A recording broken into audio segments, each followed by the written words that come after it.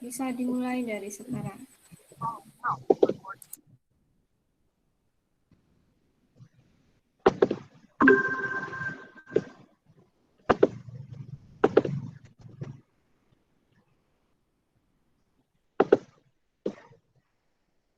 Apakah share screen saya sudah terlihat, teman-teman?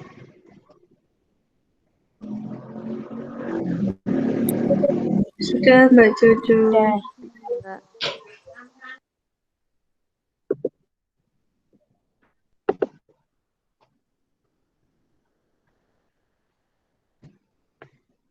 Ya, mulai ya. Assalamualaikum warahmatullahi wabarakatuh. Waalaikumsalam warahmatullahi wabarakatuh. Selamat siang, anak-anak. Bagaimana kabarnya hari ini? Alhamdulillah Selamat sehat. siang, Alhamdulillah baik. Alhamdulillah jika semuanya baik. Sebelum kita mulai pembelajaran kali ini, sebaiknya kita mulai dengan doa bersama-sama ya. Doa menurut kepercayaan masing-masing, dipersilahkan. Berdoa selesai. Nah, Ibu mengingatkan kembali untuk presensi yang belum, untuk segera mengisi link Google Form yang telah Ibu kirim di grup WhatsApp ya. Baik, Bu. Kembali lagi dengan Ibu, di sini kita akan belajar matematika. Nah, apakah kalian sudah siap untuk belajar hari ini? Siap, Ibu. Ya, semuanya. Kalau sudah siap, kita langsung saja ya. Pada pertemuan kali ini, kita akan belajar mengenai operasi penjumlahan vektor. Jika pertemuan kemarin kita belajar mengenai menentukan hasil kali suatu vektor dengan saklar, maka pertemuan kali ini kita belajar operasi penjumlahan vektor. Nah, apakah masih ada yang ingat mengenai materi sebelumnya? Misal Ibu punya soal seperti ini. Misalkan vektor U, yaitu 4, 1, dan jika A sama dengan 2 kali vektor U dan vektor A sejajar dengan vektor U, berapa nilai vektor A? Apakah ada yang tahu?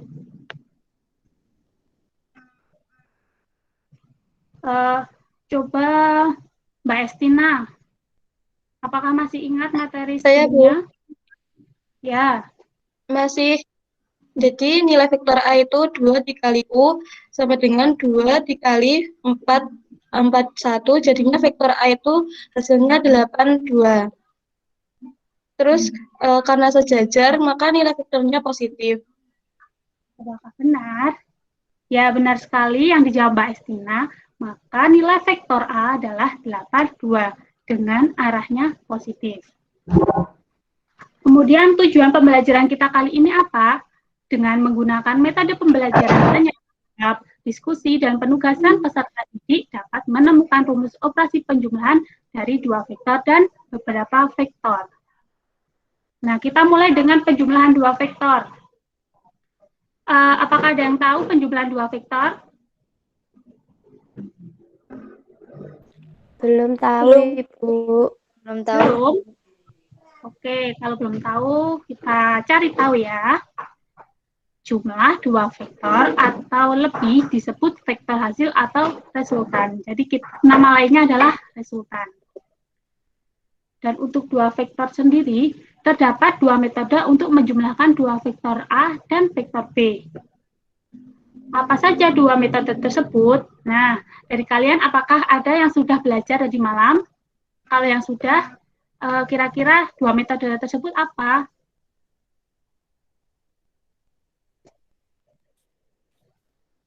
Metode segitiga, Bu. Metode segitiga? Benar sekali, metode pertama yaitu metode segitiga. Dan metode yang kedua, metode jejer genjang. Ya, benar sekali ya. Kita mulai dari metode segitiga. Jika vektor A dan vektor B adalah sembarang 2 vektor, jadi ada vektor A dan vektor B. Kita akan mencari resultannya. Resultan dari vektor A plus vektor B dapat ditentukan dengan cara menempatkan vektor B sehingga titik awalnya terhimpit dengan titik ujung vektor A. Jadi titik awal dari B. Titik awalnya di sini ya, dan titik ujung A di sini. Kita himpitkan seperti ini. Kemudian kita bisa membentuk menjadi segitiga seperti ini atau vektor C yang kita buat. Misalkan di titik sini A, sini B, dan sini C. Jika vektor A sama dengan vektor AB dan vektor B kecil sama dengan vektor BC, maka vektor AB ditambah vektor BC sama dengan vektor AC. Jadi ini metode untuk menemukan resultan vektor A ditambah vektor B ya. Sampai sini kira-kira masih ada yang dibingungkan? Atau sudah paham? Belum ada, Paham. Bu. Sudah paham ya? Kalau sudah paham, kita lanjutkan ke metode selanjutnya. Oh, kita Ibu, misalkan kita punya vektor seperti ini. permisi Ibu. Iya, Mbak Kuma. Ibu, saya izin ke kamar mandi, Ibu. Oh, nggih. Silakan Mbak Kuma. Ya, terima kasih Ibu. Sama-sama. Kita kembali ke contoh ya. Kita mempunyai vektor A yaitu 4, 5, dan vektor B 1, 0. Tentukan vektor C. Nah, tadi kan kita sudah membahas mengenai metode segitiga. Untuk mencari vektor C, kita bisa gunakan vektor A plus vektor B. Seperti ini, simultan vektor A plus vektor B sama dengan vektor C. Jadi, vektor A plus vektor B sama dengan 4, 5 ditambah 1, 0 sama dengan 5, 5. Jadi, vektor C sama dengan 5, 5. Seperti ini ya. Kita lanjut ke metode selanjutnya. Setelah kita mengetahui metode segitiga, kita lanjut ke metode jajar genjang. Jika vektor A dan vektor B adalah sembarang dua vektor, jadi ada vektor A dan vektor B, kita akan mencari resultannya. Resultan vektor A plus vektor B dapat diperoleh dari diagonal yang dibentuk oleh vektor A dan vektor B setelah titik awal vektor A dan vektor B dihimpitkan. Jadi, yang tadi kan satu awal, satu ujung, kalau yang ini sama-sama titik awalnya yang dihimpitkan. Jadi, seperti ini. Kemudian kita bisa bentuk menjadi jajar genjang untuk kita cari diagonalnya.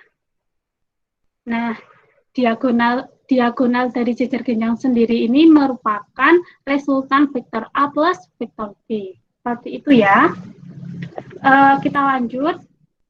Nah, bagaimana jika vektornya lebih dari 2? Bagaimana menentukan simultannya?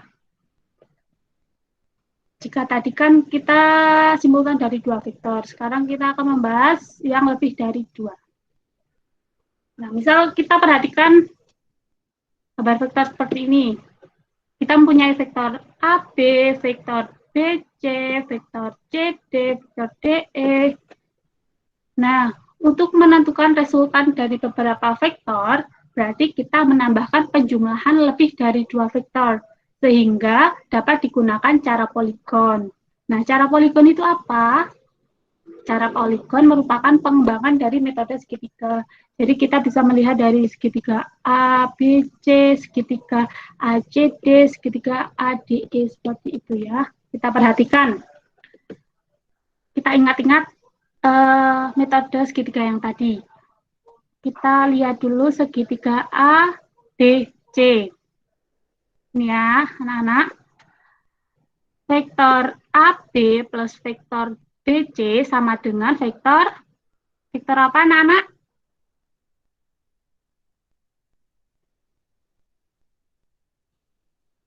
Vektor AC, Bu.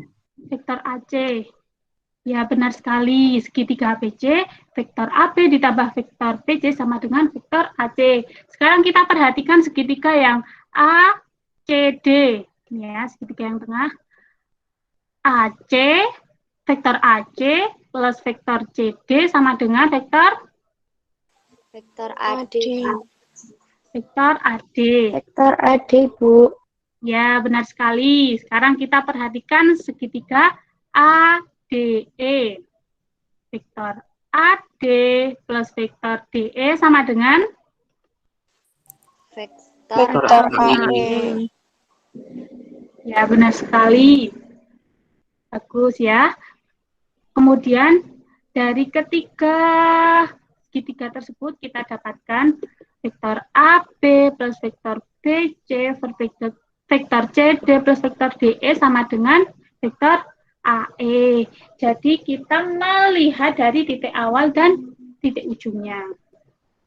Secara umum vektor AB plus vektor BC plus vektor CD sampai ditambah vektor MN sama dengan AN. Kita memperhatikan titik awalnya itu kan A dan terakhirnya adalah ujungnya N. Jadi sama dengan AN. Seperti itu ya.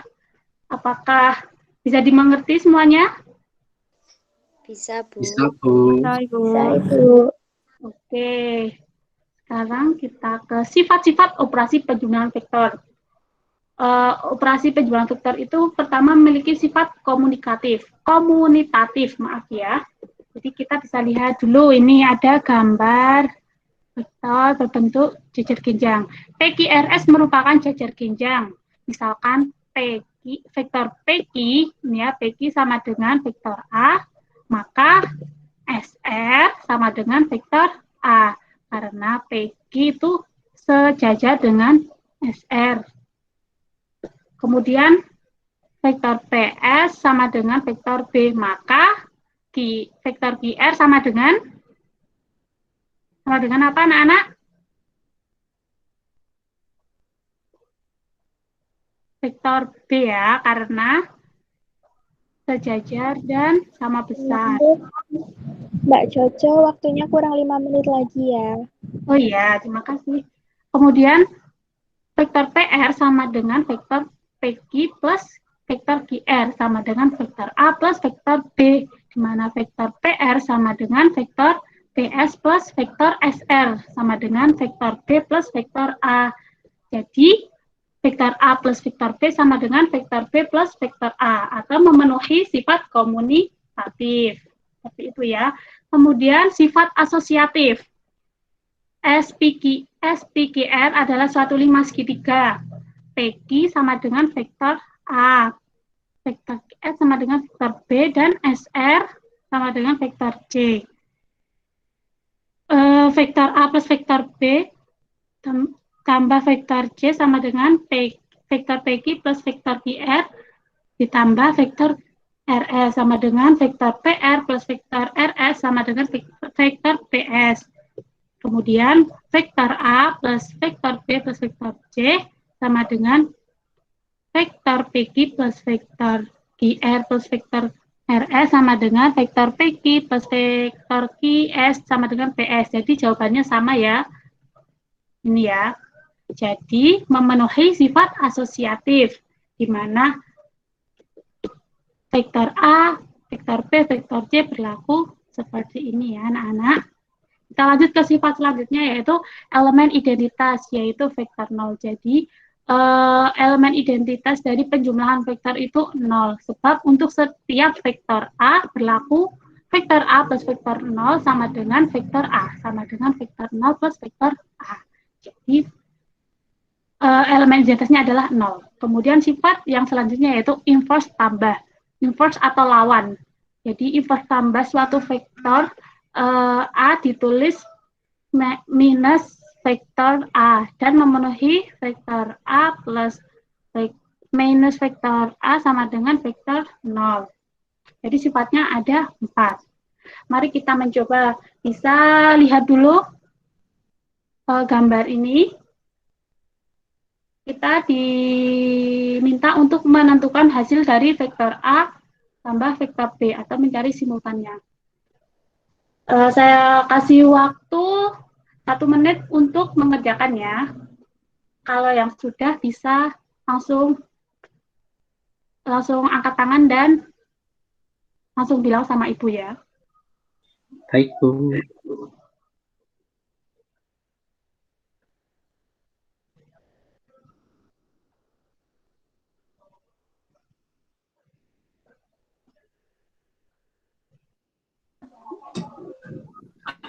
Mohon maaf Bu, saya izin menjawab Bu.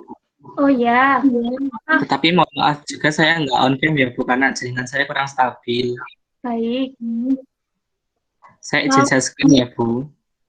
Oke. Berhenti dulu. Monggo Mas Bagas.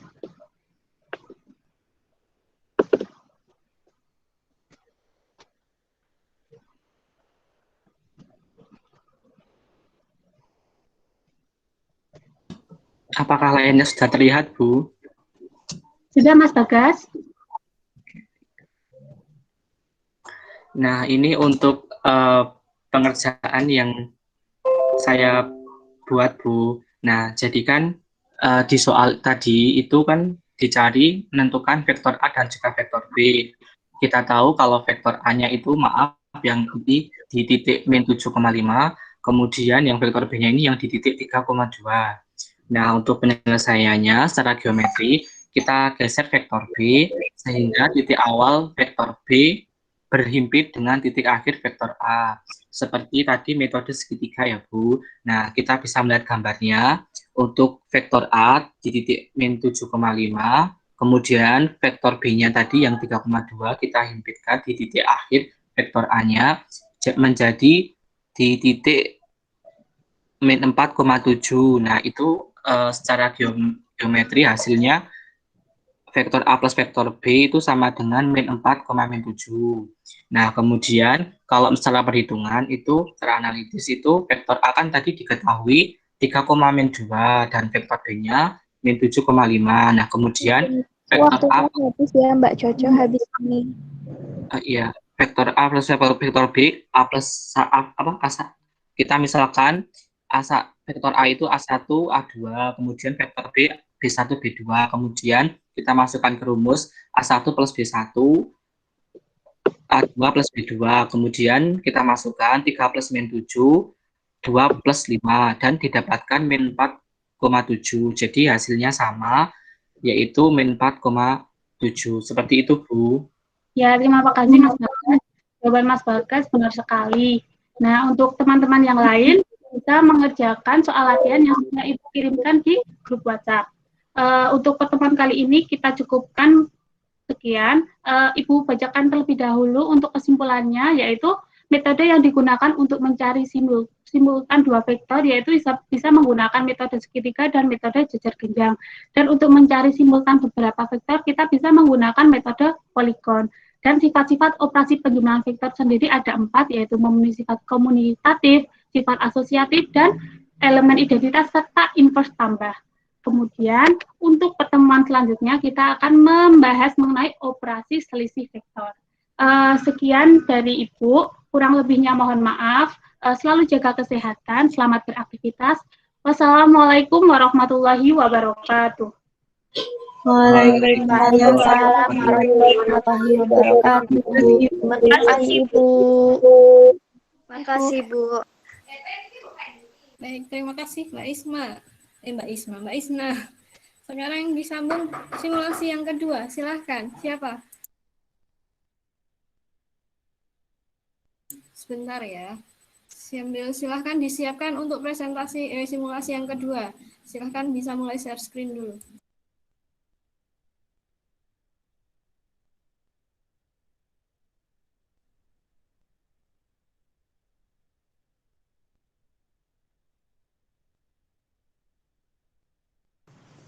Monggo untuk yang presentasi kedua, simulasi yang kedua. Mas Agil.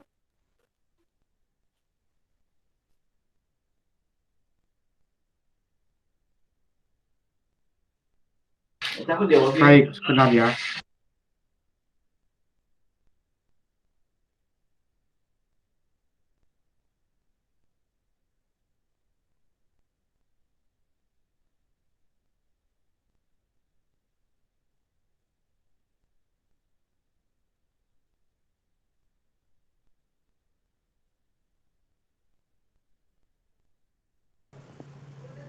Sudah ready Mas Agil?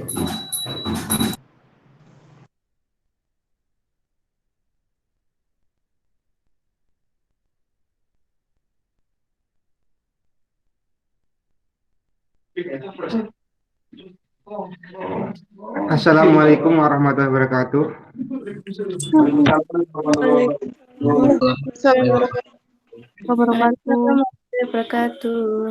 Selamat siang anak-anak. Apakah hari ini masih puasa semua? Masih Bapak. Masih dong. Mantap. Baik. Kalau gitu kita akan memulai pembelajaran pada sore hari ini ya. Yang kita pelajari dari kompetensi dasar 3.2 yang menjelaskan vektor, operasi vektor, panjang vektor, sudut antar vektor dalam ruang berdimensi 2 dan berdimensi 3. 4.2 yaitu menyelesaikan masalah yang berkaitan dengan vektor, operasi vektor, panjang vektor, sudut antara vektor dalam ruang berdimensi 2, bidang dan berdimensi 3.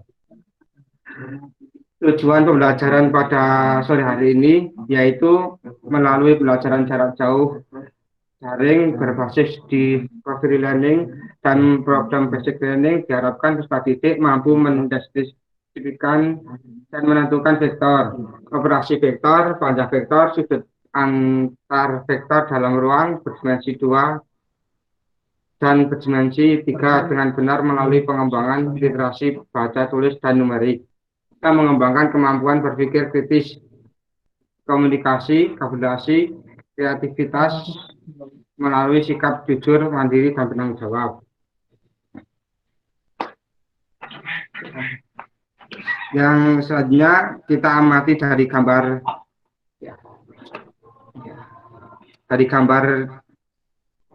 layar. Yang pertama yaitu ada lempar lembing, yang kedua ada memanah, yang ketiga ada terjun payung, yang keempat yaitu ada anak lagi bermain jungkat-jungkit.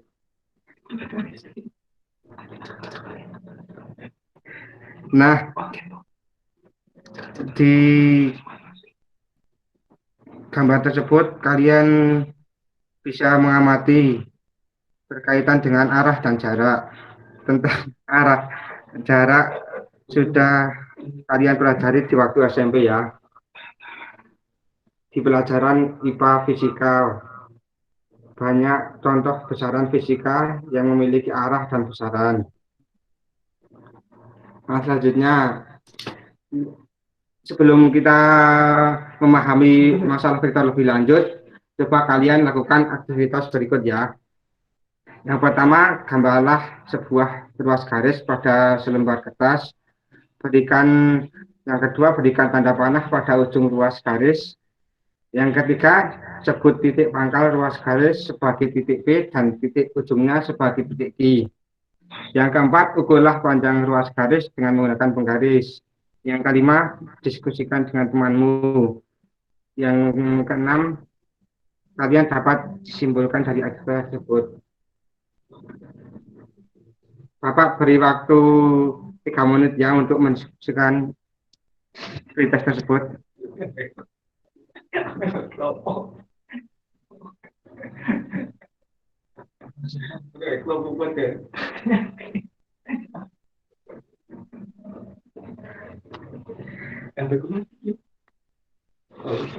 Nah, waktu sudah selesai. Bapak akan menunjuk satu orang untuk menjawab. Silahkan Mas Alfa boleh menjawab.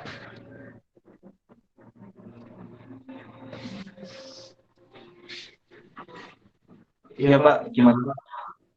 Itu silahkan bisa dijawab ya. Bisanya aja. Oh, jawab ya Pak. Oh, ya Pak. Ya, saya izin menjawab ya Pak. Jadi berdasarkan aktivitas tadi ya Pak, ini saya dapat menyimpulkan bahwa ruas garis berarah yang saya gambar ini mewakili sebuah vektor Pak. Nah, panjang garis yang diukur menggunakan penggaris menunjukkan panjang vektor.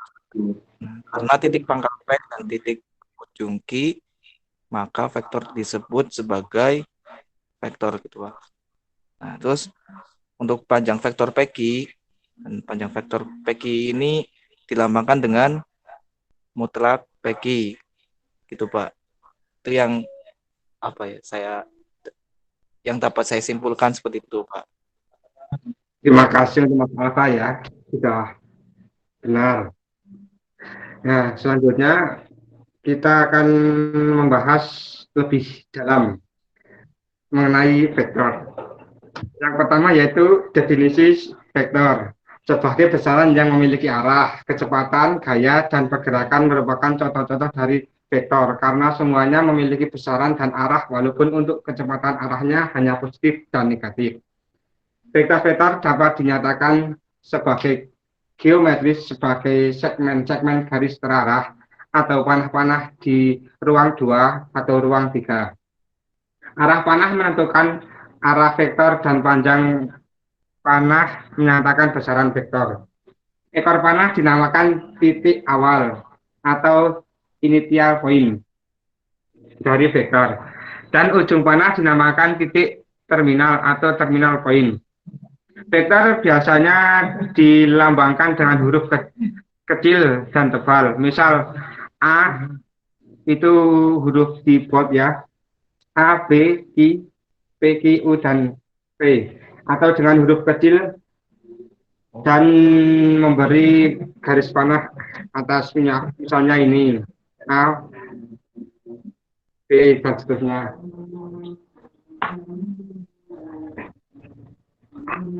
Selanjutnya, jika V dan W adalah sebarang dua vektor, maka jika ingin menggambarkan penjumlahan vektor V plus W secara geometris adalah dengan cara menempatkan vektor W sedemikian sehingga titik awalnya berimpit dengan titik terminal P. Vektor V plus W dinyatakan oleh panah garis titik awal P dapat titik terminal W. Bisa dilihat di gambar di samping ya. Ini ada garis W, anak garis V. Selanjutnya, sifat-sifat ilmu hitung pada vektor. Yang pertama yaitu sifat komutatif. Bisa dibuktikan dari persamaan U per V sama dengan V plus U. Bisa dibuktikan ini U plus V sama dengan U1, U2, U3 plus V1, V2, V3. Nah, ini semua dijumlahkan. U1, V1, U2 plus V2, U3 plus V3. Nah, di persamaan ini kita dapat sifat komunitatif, bilangan Bell. Dan sifat yang kedua yaitu asosiatif. Kita bisa buktikan dengan persamaan U plus P plus W sama dengan U plus P plus W. Bisa dibuktikan U plus V plus W sama dengan U1, U2, U3 plus V1, V2, V3 plus W1, W2, W3.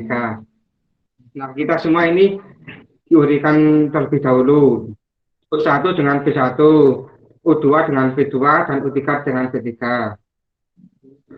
Setelah itu kita tambah dengan W1 di masing-masing U1 dan V1. Nah, setelah ke bawah kita bisa lihat sifat asosiatif bilangan Bell. Selanjutnya yaitu sifat penjumlahan. Bisa dibuktikan dengan U persamaan U plus 0 sama dengan 0 plus U sama dengan 0. Di sini ada 0 plus U sama dengan 0,0,0 plus U1, U2, dan U3. 0 plus U1 ini dijadikan 1, dan 0 plus U2 jadikan 1, dan 0 plus 3 jadikan 1. Jadi persamaannya U1, U2, U3. Ini sifat penjumlahan bilangan 0. Selanjutnya sifat pengurangan. Bisa dibuktikan dengan U plus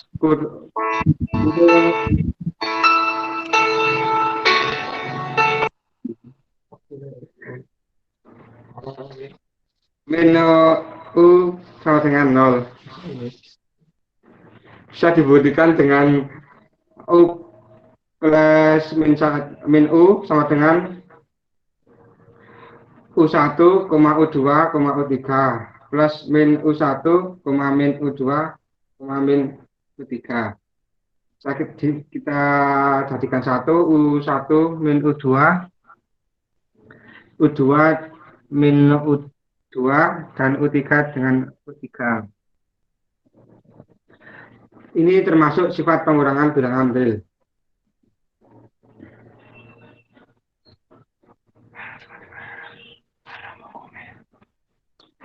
Dan selanjutnya yaitu sifat asosiatif. Bisa kita buktikan dengan persamaan K kurung LU kurung tutup sama dengan KLU. K kurung L kurung U1, U2, dan U3. Ini kita punya U diuraikan 1, 2, 3. Kenapa? Karena ini dimensi 3. K LU1, LU2, LU3 kita jabarkan menjadi K LU1. K-nya lagi K LU2 dan K LU3. Nah, kita bisa dari persamaan itu dapat menjadi sifat asosiatif bilangan real. Yang selanjutnya yaitu sifat distributif. Kita bisa membuktikan dengan persamaan K kurung U plus V sama dengan KU plus KV. Dibuktikan dengan persamaan tersebut, K kurung U1, U2, dan U3 plus V1, V2, dan V3. K U1 plus V1, K U2 plus V2, dan U3 plus V3. Dan K V1 plus V2, K V2 plus U2, dan K V3 plus U3. Dari persamaan ini, kita bisa melihat sifat distributif bilangan real. Selanjutnya, ini sifat dari sifat distributif lagi ya. Kita bisa buktikan dengan persamaan K plus L, U, dan KU plus LU. Dengan persamaan ini kita dapat K plus L kurung U1, U2, dan U3. K plus L, U1, dan K plus L, U2, dan K plus L, U3. Dari persamaan ini kita dapat melihat sifat distributif bilangan real. Selanjutnya yaitu sifat identitas. Dari 1U plus U bisa dibuktikan dengan 1U sama dengan 1 U1, U2, dan U3. U1, U1, dan 1 U2, 1 U3. Kita hasilnya U1, U2, U3. Nah, dari persamaan tersebut kita bisa lihat sifat identitas perkalian bilangan real.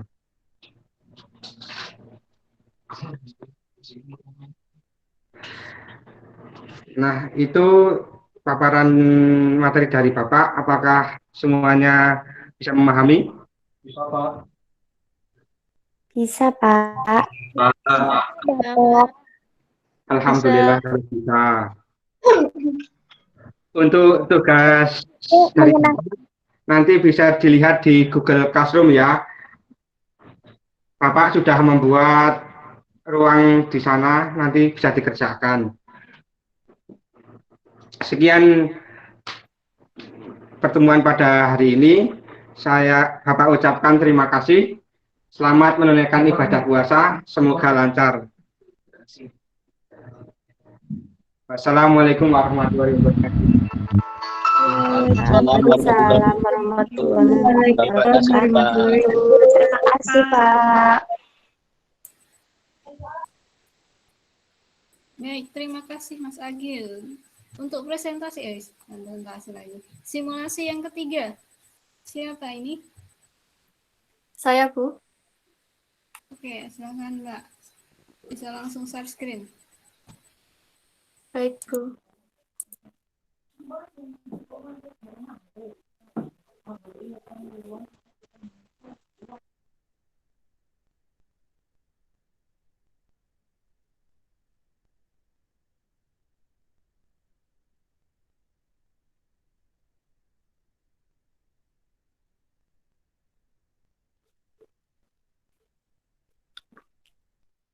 Sudah terlihat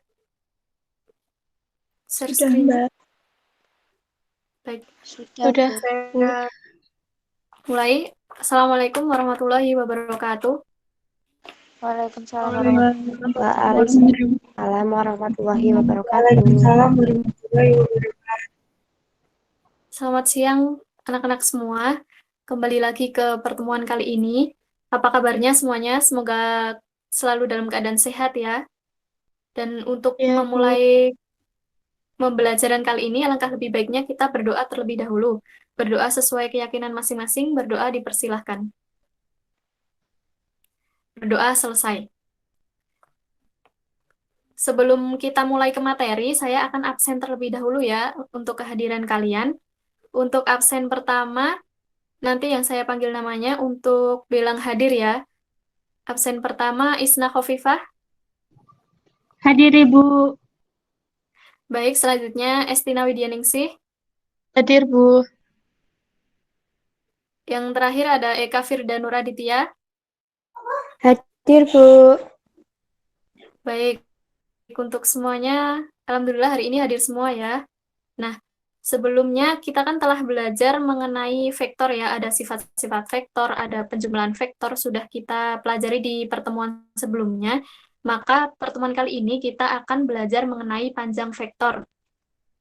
Nah, pada pembelajaran kali ini diharapkan kalian nantinya bisa menjelaskan panjang vektor dan metode penyelesaiannya, serta dapat menyelesaikan masalah yang berkaitan dengan panjang vektor. Saya jelaskan materi hari ini untuk panjang vektor. Kita ulas sedikit ya, pengertian vektor itu dapat didefinisikan sebagai besaran yang bergantung pada arah. Nah, contoh sederhana dari vektor itu adalah sebuah ruas garis yang memiliki panjang tertentu.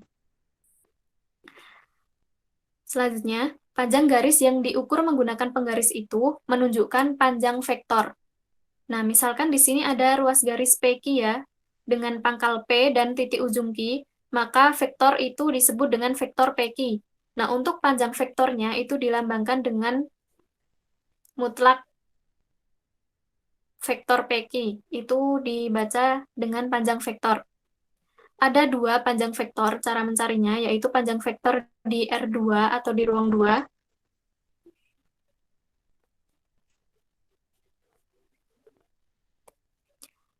Perhatikan gambar berikut.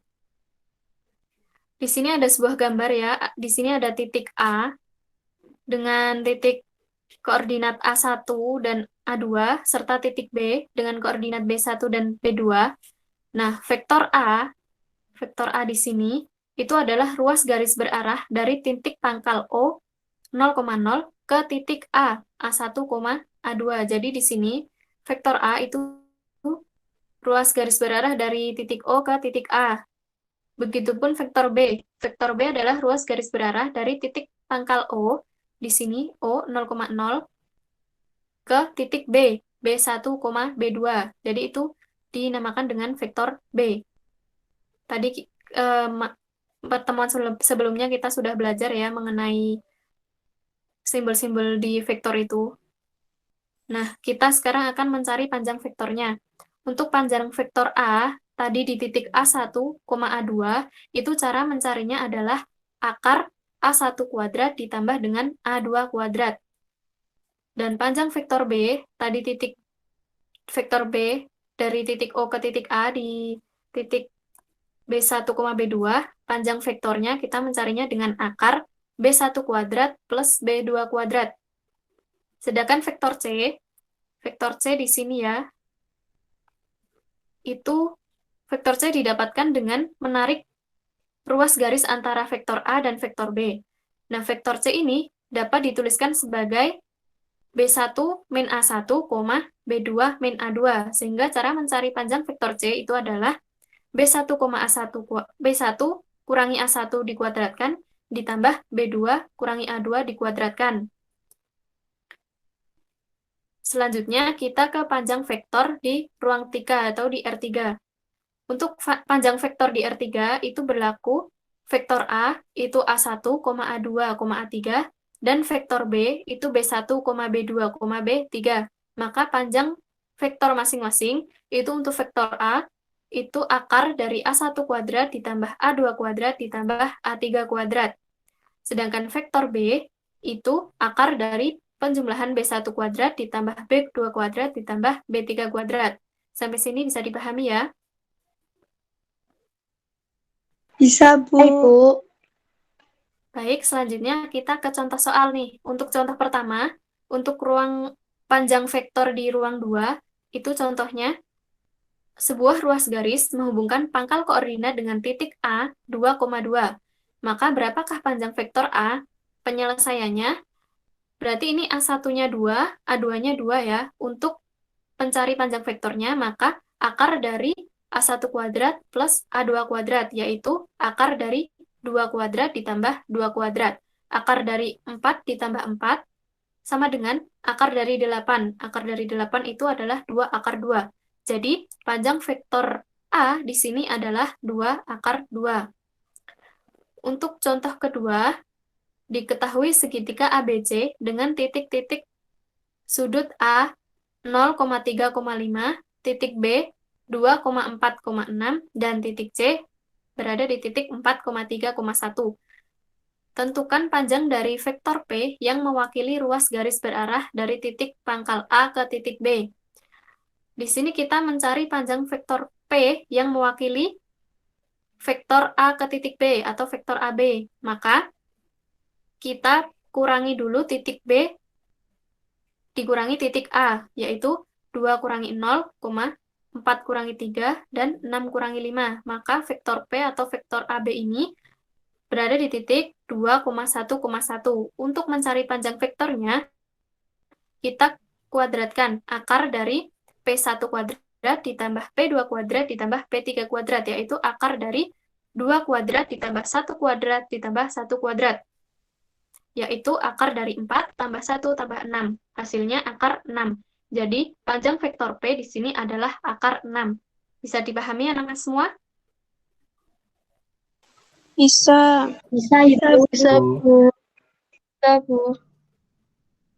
Selanjutnya, kita ke contoh lain nih. Tentukan panjang vektor A jika titik A 5,-12. Siapa yang bisa menjawab? Silahkan tunjuk tangan.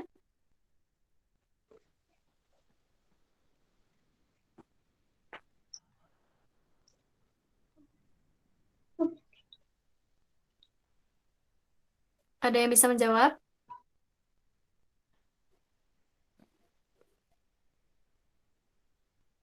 Saya, Bu.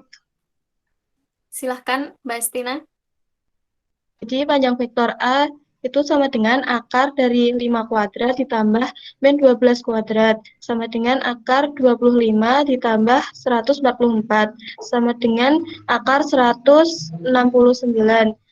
Jadi panjang vektor A itu akar dari 169 sama dengan 13. Baik, kita cek ya jawabannya. Nah, jadi jawaban dari Mbak Estina adalah 13 ya. Mohon maaf, ini akar 169 sama dengan 13. Sudah tidak ada akarnya. Jadi, jawaban dari Mbak Estina benar. Terima kasih, Mbak Estina. Sama-sama, Bu. Nah,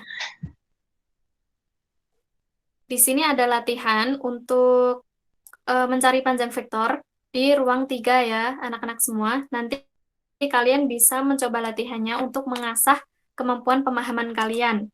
Dan di pertemuan kali ini, kesimpulannya, untuk panjang vektor di ruang 2, maka rumusnya, panjang vektor A itu sama dengan akar dari A1 kuadrat ditambah A2 kuadrat. Untuk panjang vektor di ruang 3, maka panjang vektornya itu akar dari A1 kuadrat ditambah A2 kuadrat ditambah A3 kuadrat. Sampai di sini ada pertanyaan?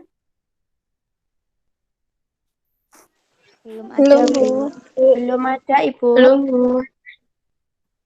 Nah, untuk materi selanjutnya besok, kita akan mempelajari tentang sudut antar vektor ya. Jangan lupa, nanti ini kerjakan latihan soalnya supaya kalian lebih paham lagi. Nah, sekian untuk pertemuan ini ya. Baik, Saya Ibu. akhiri. Maaf atas kekurangannya. Ya.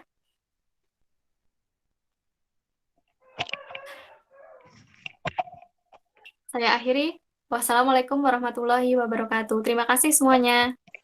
Waalaikumsalam. Waalaikumsalam warahmatullahi wabarakatuh. Terima kasih, Bu Devi. Terima kasih, Bu. Terima kasih, Bu Devi. Semangat, Ibu.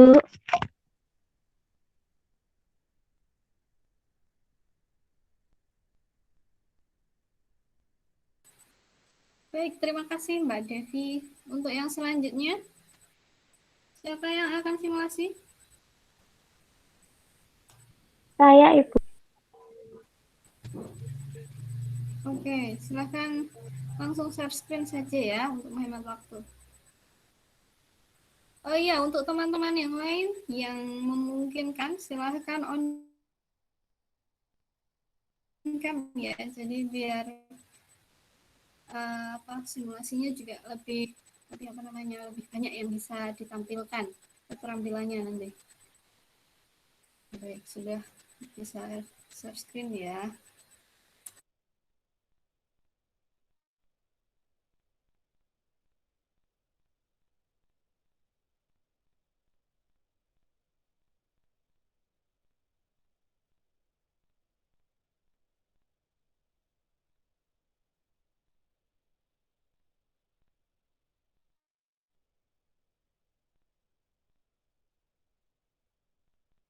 Oke, baik. Saya mulai. Assalamualaikum warahmatullahi wabarakatuh. Waalaikumsalam warahmatullahi wabarakatuh.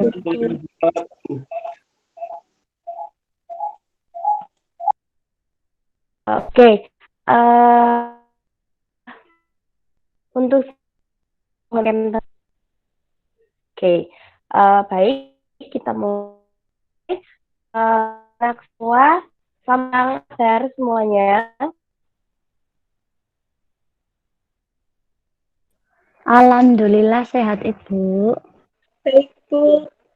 Oh, ya, Alhamdulillah.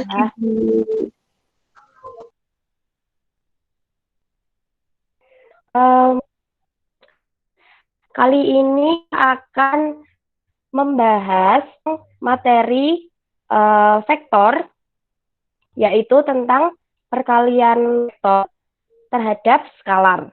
Nah, sebelum itu Ibu akan melakukan presensi terlebih dahulu ya anak-anak. Nanti bagi anak-anak yang Ibu panggil, mohon menjawab hadir seperti itu ya. Oke, untuk yang pertama ada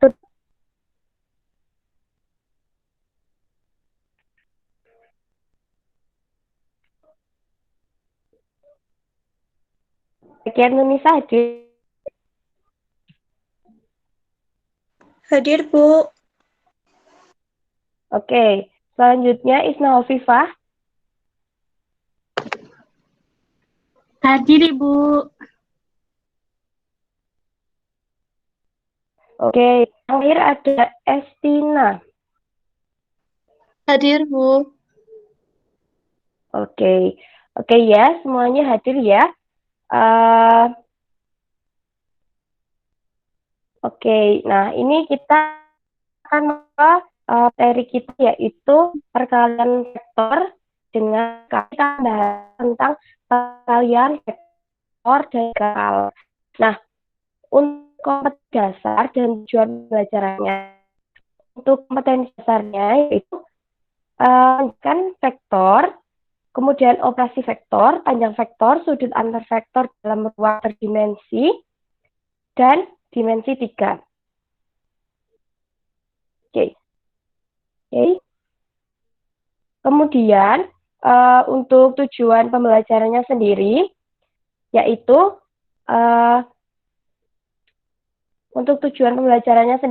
untuk melalui pendekatan saintifik dan metode diskusi tanya jawab, peserta didik dapat menentukan hasil kali suatu vektor dengan skalar dengan benar berbantuan media PowerPoint ini ya, anak-anak. Jadi nanti kita akan berdiskusi mengenai metode mengenai hasil kali suatu vektor, dan juga skalar, begitu ya. Oke. Ibu mulai share screen ya.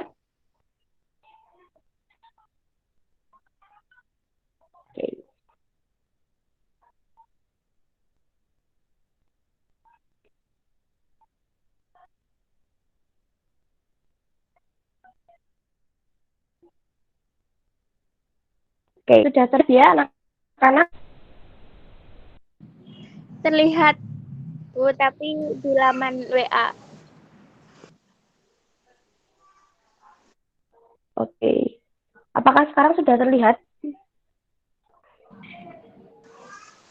Sudah, Ibu. Oke. Untuk materi minggu lalu, apakah masih ada yang mengingat materi minggu lalu? Apa saja materi minggu lalu?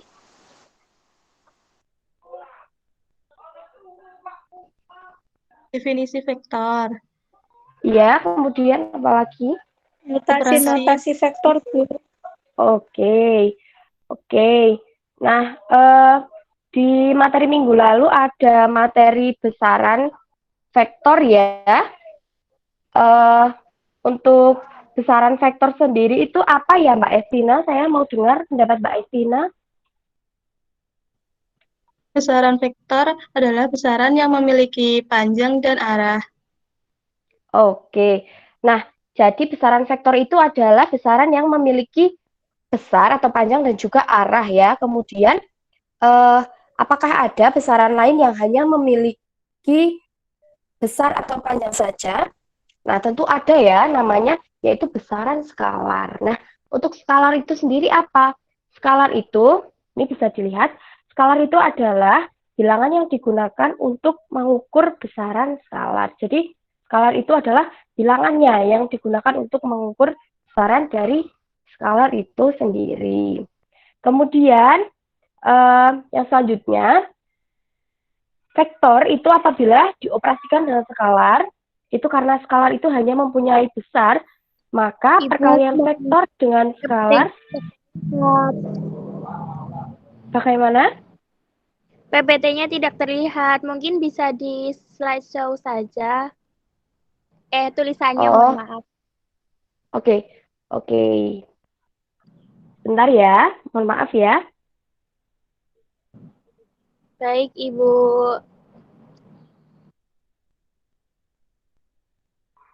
Oke, apakah ini terlihat? Belum. Belum, Bu. Oh, sudah, Ibu. Sudah. Oke. Kemudian apabila Ibu lanjutkan ya, apabila vektor ini dioperasikan dengan skalar, maka yang terjadi hanyalah akan berpengaruh pada besar vektornya saja, sedangkan arahnya itu tetap ya, seperti itu ya.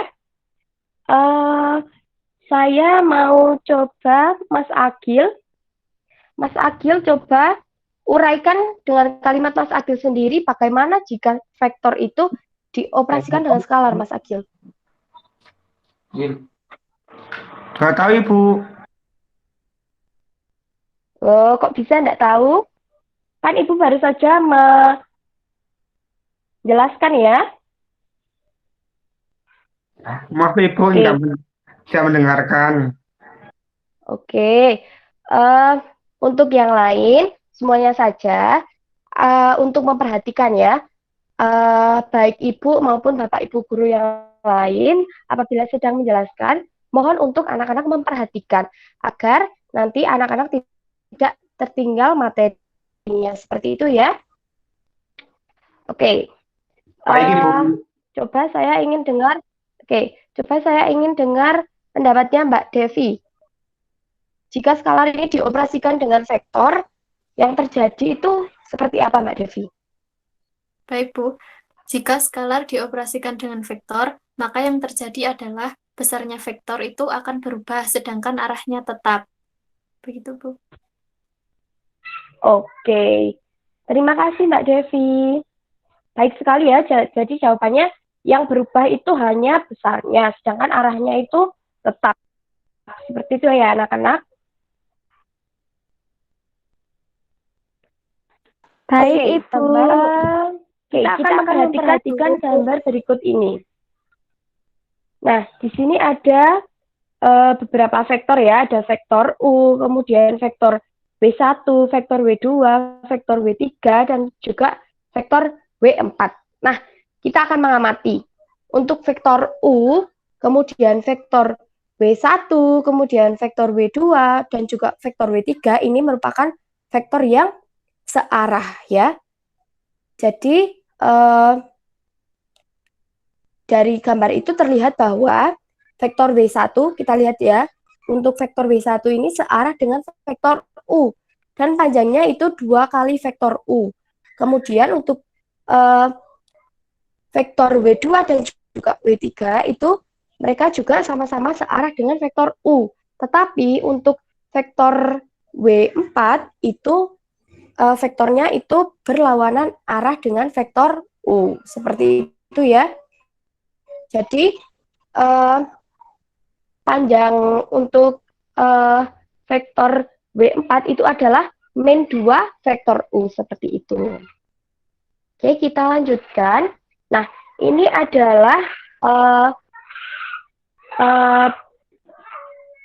representasi dari gambar tadi, itu untuk vektor U-nya sama dengan 41. Kemudian W1-nya berapa? 2 kali vektor U, sama dengan 2 kali vektor U-nya tadi 41. Jadi menjadi 82. Kemudian untuk vektor W2 itu sama dengan 3 kali vektor U. Jadi 3 kali 41 yaitu 12, 3.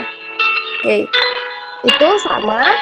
Kemudian untuk uraian-uraian di atas itu memperhatikan bahwa vektor yang arahnya sama dengan vektor U itu ada vektor W1, W2, dan juga W3. Nah, kemudian untuk vektor W4 itu dapat ditulis juga WI sama dengan K kali vektor U. Dengan K itu skalarnya itu bernilai negatif. Sedangkan untuk yang searah tadi, K-nya itu skalarnya bernilai positif. Gitu. Nah, untuk yang selanjutnya, ini ada catatan. Di mana vektor-vektor yang arahnya sama atau berlawanan arah itu disebut dengan vektor-vektor yang sejajar. Nah, seperti ini adalah jika vektor W sama dengan K, atau K itu skalar ya, kali vektor U, dengan skalarnya itu anggota bilangan real.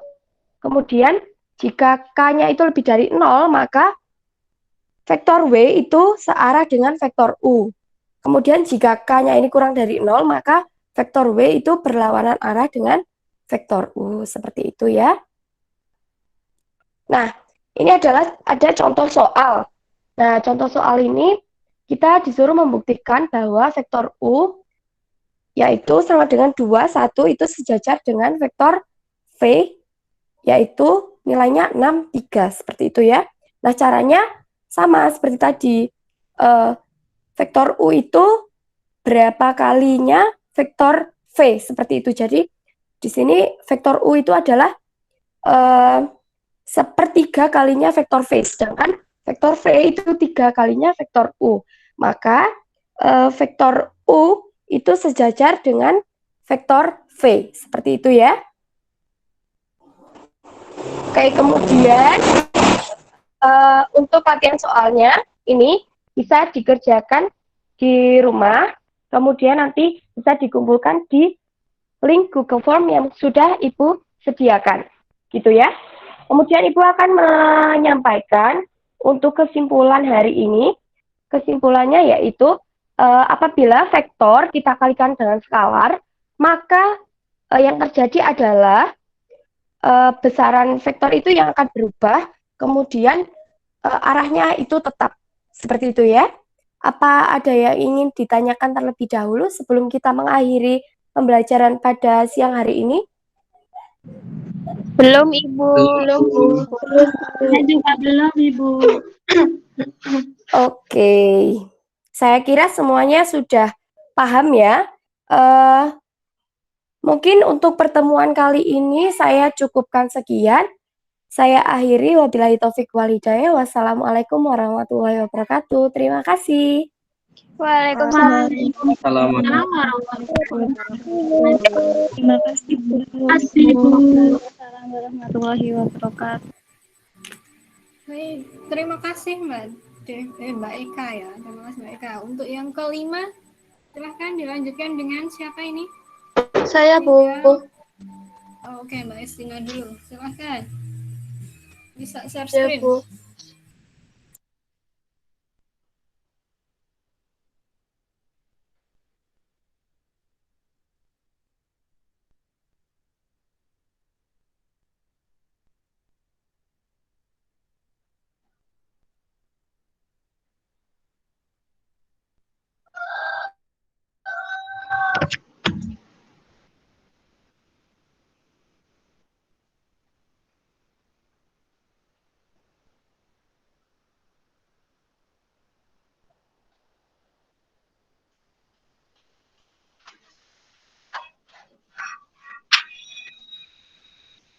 Apakah sudah terlihat? Sudah, Mbak. Sudah.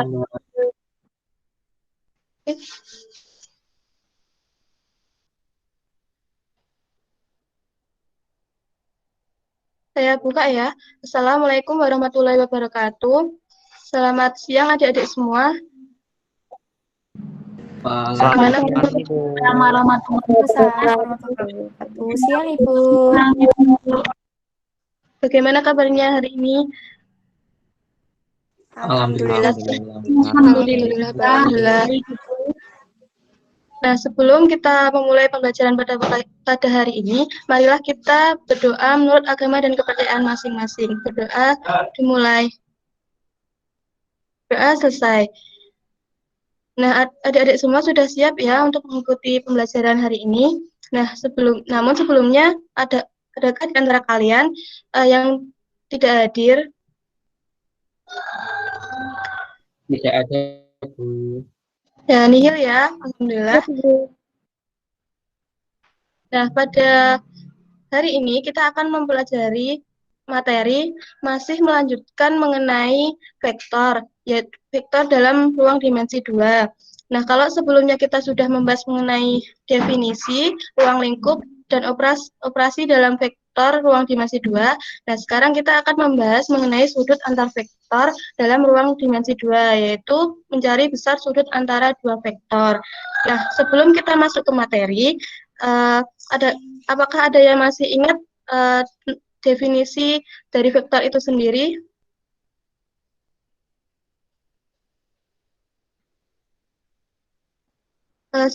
Silahkan Mbak Bella, apakah mengetahui, apakah masih ingat mengenai definisi vektor?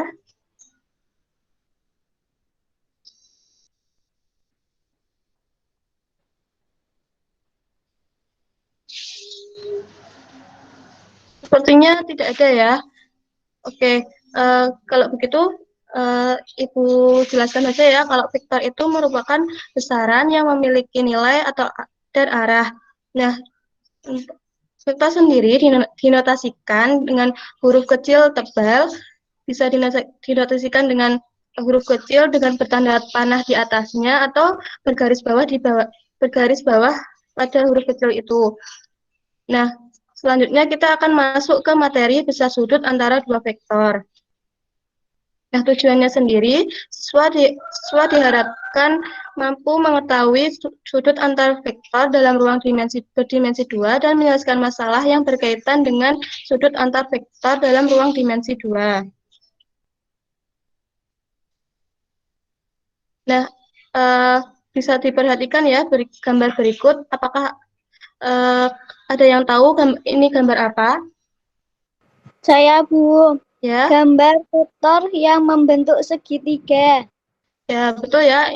Gambar ini memuat 3 vektor yang membentuk segitiga. Dan gambar ini juga memuat satu sudut, yaitu sudut theta, yang diapit oleh vektor A dan vektor B. Nah, jika kita misalkan di sini, vektor ini bukan vektor, namun segitiga yang memiliki sisi A, B, dan C, dan sudut theta yang dibentuk oleh sisi A dan sisi B. Kalau kita mencari sisi C, bagaimana caranya agar kita mengetahui atau dapat mengetahui panjang sisi C-nya sendiri? Apakah ada yang tahu? Saya, Bu. Ya. Bisa dengan gunakan aturan kosinus, Bu. Ya, benar ya Mbak Titaul, terima kasih. Nah,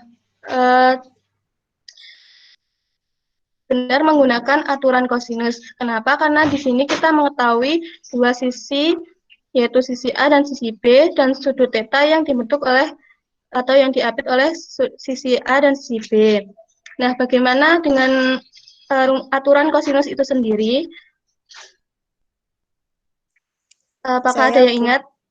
Ya, silahkan. Untuk rumusnya, C kuadrat sama dengan A kuadrat plus B kuadrat dikurangi 2AB cos theta. Ya, benar ya, betul. Jadi untuk mencari sisi C itu menggunakan rumus C kuadrat sama dengan A kuadrat plus B kuadrat dikurangi min 2A, dikurangi 2AB cos theta. Nah, rumus ini kita bisa terapkan pada vektor yang membentuk segitiga ini, yaitu dengan panjang vektor C kuadrat sama dengan panjang vektor A kuadrat ditambah panjang vektor B kuadrat dikurangi 2 kali panjang vektor A dikali panjang vektor B cos theta. Nah, kita bisa lihat ya di sini vektor C sendiri itu merupakan penjumlahan dari vektor A dan juga vektor B.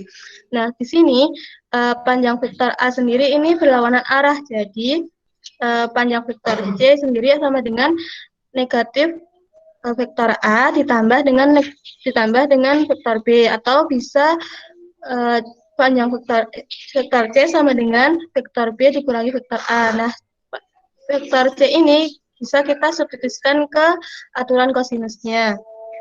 Jadi, panjang vektor B min A kuadrat sama dengan panjang vektor A kuadrat ditambah panjang vektor B kuadrat dikurangi 2 kali panjang vektor A dikali panjang vektor B cos theta.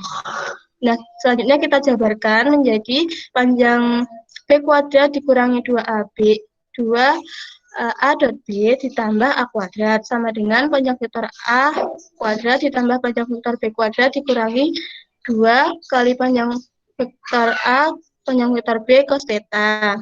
Nah, selanjutnya kita uraikan lagi, jadi panjang vektor B kuadrat dikurangi 2 kali A dot B ditambah panjang vektor A kuadrat sama dengan panjang vektor A kuadrat ditambah panjang vektor B kuadrat dikurangi 2 kali panjang vektor A dikali panjang vektor B cos theta.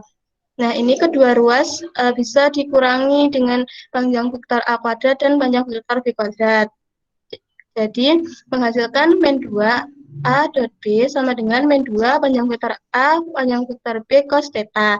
Nah, ini kedua ruas kita bisa membaginya dengan negatif 2. Menghasilkan A dot B sama dengan panjang vektor A dikali panjang vektor B cos theta. Selanjutnya, menghasilkan cos theta sama dengan A dot B dibagi panjang vektor A dikali panjang vektor B. Nah, jadi untuk mencari besar sudut theta yang dibentuk oleh vektor A dan vektor B, kita dapat menggunakan rumus cos theta sama dengan A dot B dibagi panjang vektor A dikali panjang vektor B. Sampai di sini, apakah ada yang ingin ditanyakan? Belum, Bu. Ya, baik. Nah, untuk selanjutnya contoh. Diketahui vektor A sama dengan 2i ditambah 2j dan vektor B sama dengan 0i plus 3j. Hitunglah besar sudut yang dibentuk oleh vektor A dan vektor B.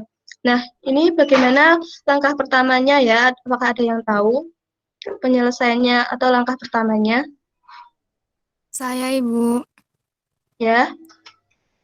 Langkah pertamanya yaitu menghitung panjang vektor A, panjang vektor B, dan A dot B.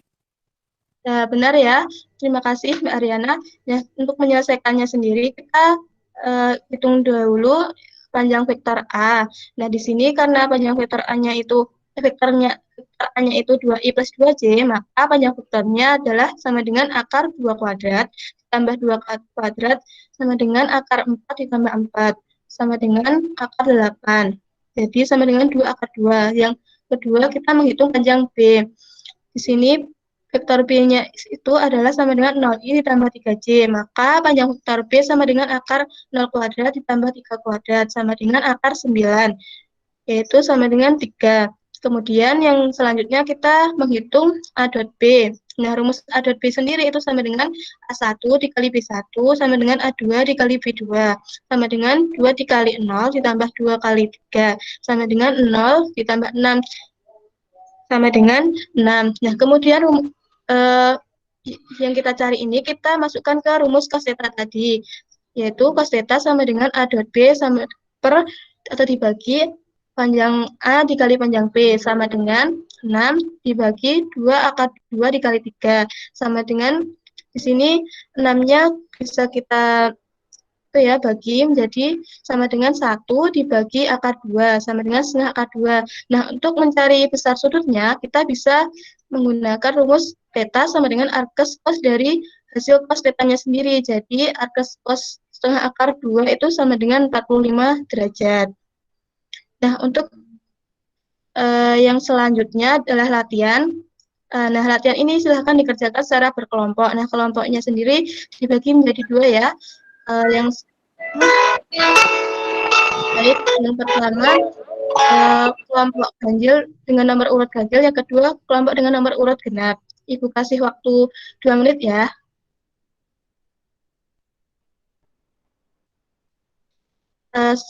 Sudah selesai ya mengerjakannya. Silahkan untuk perwakilan kelompok genap untuk mempresentasikan hasil pekerjaan latihan nomor 1. Ya, Bu, baik, izin share screen ya. Baik.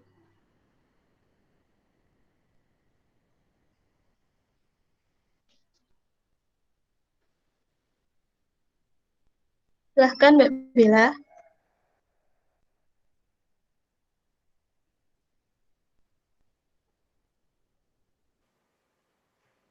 Sudah terlihat belum? Sudah terlihat?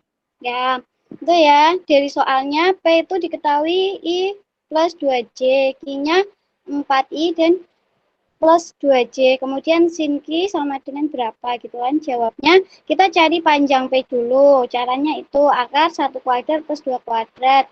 Hasilnya sama dengan akar 5. Kemudian untuk panjang Q-nya sama dengan akar 4 kuadrat plus 2 kuadrat. Hasilnya akar 20. Kemudian kita kalikan P kali Q. 1 dikali 4, kemudian plus 2 dikali 2, hasilnya 8. Kemudian kita cari cos tetanya itu berapa. Nah, dengan rumus P dikali Q per panjang P dikali panjang Q. Sama dengan 8 per akar 5 dikali akar 20.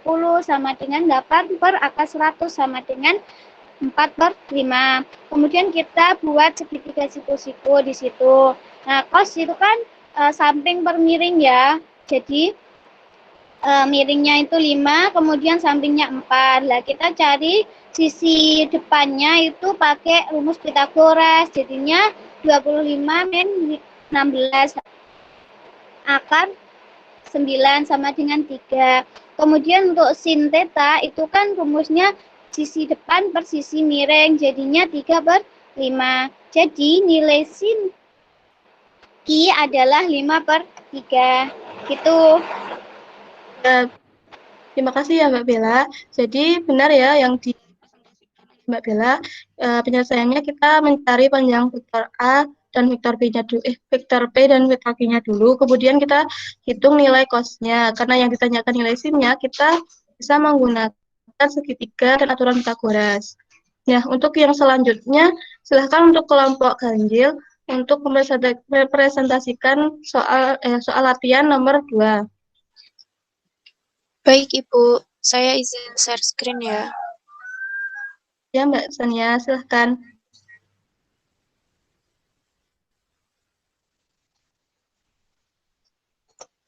Apakah layarnya sudah terlihat? Sudah. Nah, ini untuk soal nomor 2 yang ditanyakan adalah sudut antara dua vektor U dan V. Untuk vektor U-nya itu adalah 0,-1, untuk vektor V-nya itu 0,1. Nah, kita cari dengan aturan kosinus. Dan yang pertama kita cari yaitu mencari panjang vektor U-nya, yaitu dengan akar 0 kuadrat plus min 1 kuadrat, yaitu akar 1 sama dengan 1.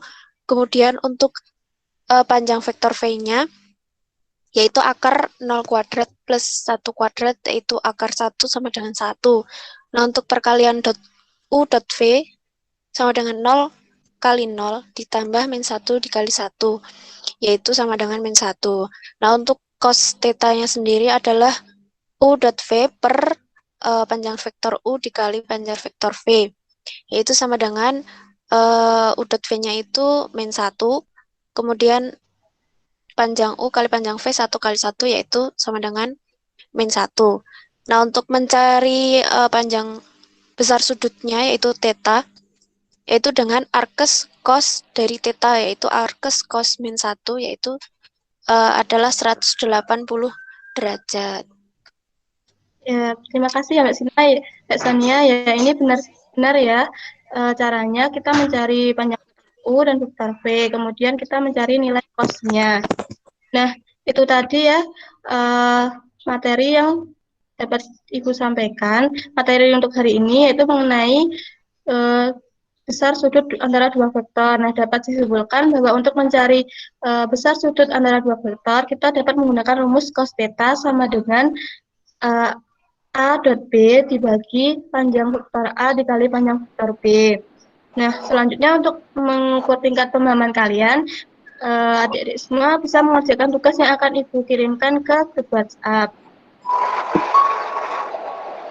Nah, karena waktunya sudah habis, Ibu akhiri. Sekian dari Ibu untuk materi hari ini. Ibu akhiri, apabila ada kesalahan mohon maaf. Terima kasih atas perhatiannya. Wassalamualaikum warahmatullahi wabarakatuh. Waalaikumsalam warahmatullahi wabarakatuh.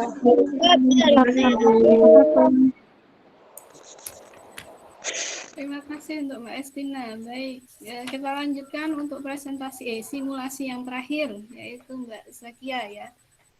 Baik, Bu.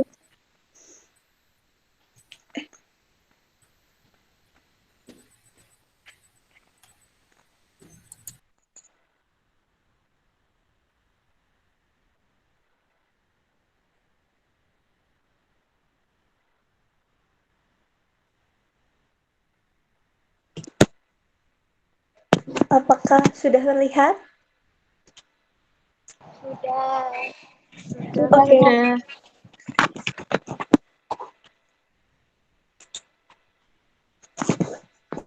Oke, Ibu mulai ya.